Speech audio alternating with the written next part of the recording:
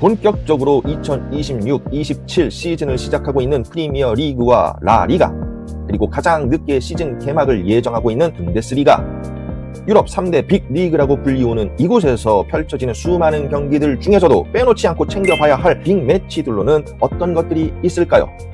특히 대한민국 축구 국가대표팀 선수들의 활약이 기대되는 경기들에서는 어떠한 관전 포인트가 있을까요? 축구 정보와 지식을 쉽게 전달해드리고 국내외 축구 이슈들을 간략히 정리해드리는 풋볼 오브 섀도우 매거진 2026년 8월 볼륨 2 지금 시작합니다.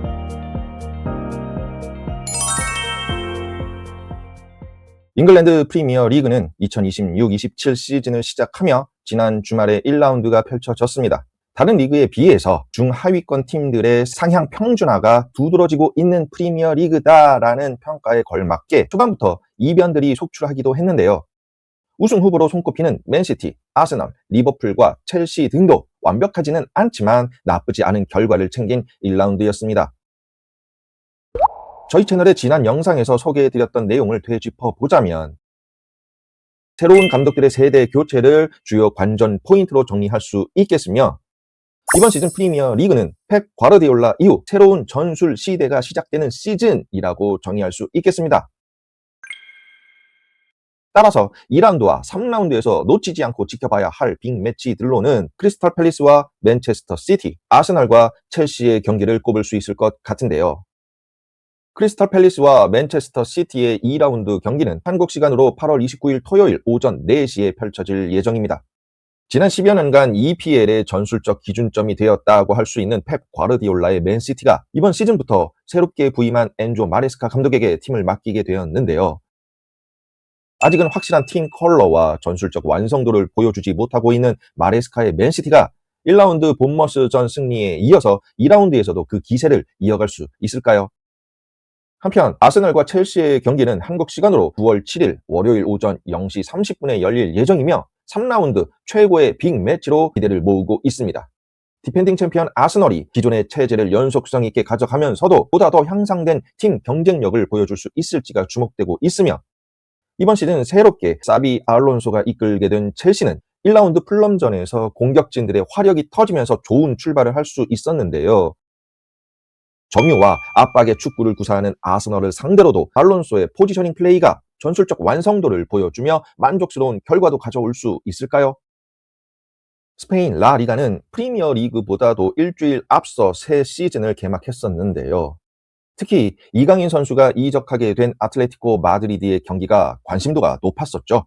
1라운드 말라가와의 경기에서는 후반전 교체 투입되며 아틀레티코에서의 데뷔 무대를 가진 이강인이 출전 10여 분 만에 라리가 복귀골을 터뜨리며 그의 존재감을 유감없이 발휘했었습니다. 2라운드 비아레알전 선발 명단에 이름을 올리며 이번 시즌 그의 활약을 기대하게 만들고 있고요. 라리가의 주요 관전 포인트는 완성체로 거듭나는 한지 플릭의 바르셀로나와 조제 무리뉴의 귀환 레알 마드리드의 대결 구도가 아닐까 싶은데요. 결국 이번 시즌 라리가는 바르셀로나의 진화냐, 레알 마드리드의 반격이냐라고 정의할 수 있겠습니다.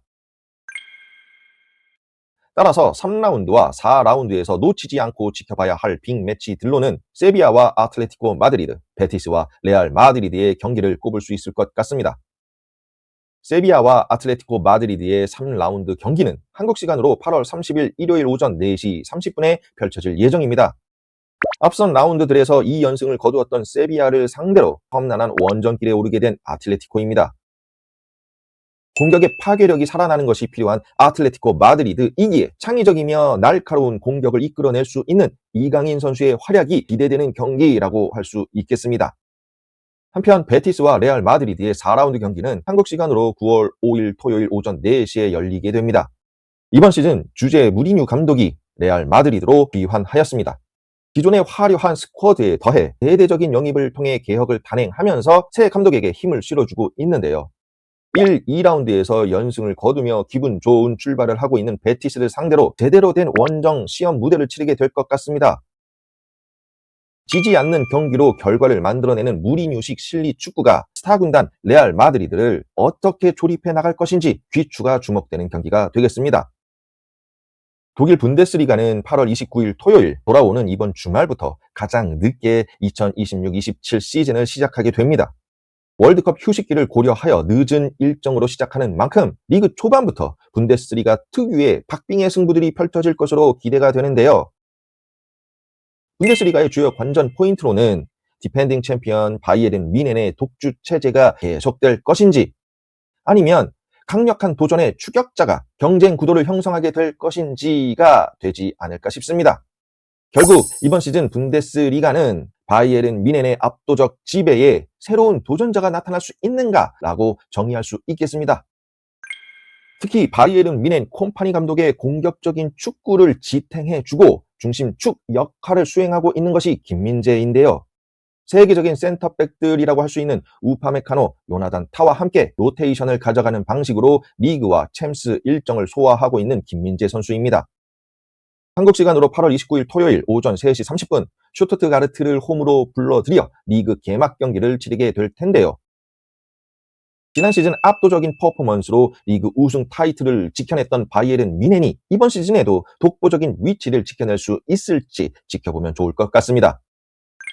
한편 대한민국 축구 국가대표팀 선수들 중 김민재 외에도 분데스리가에서 활약하고 있는 선수들로는 마인츠의 이재성과 홍현석, 우니온 베를린의 정우영, 멘헨글라드바흐의 옌스 카스트로프가 있습니다.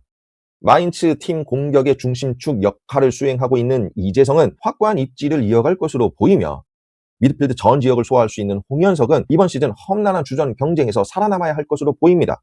우니온 베를린은 강팀을 상대로 역습 위주의 축구를 펼칠 수밖에 없는 팀인데요. 정우영은 빠른 트랜지션에서의 전진 속도, 침투와 공격 포인트 창출 등 자신의 존재감을 보여줄 것으로 기대됩니다.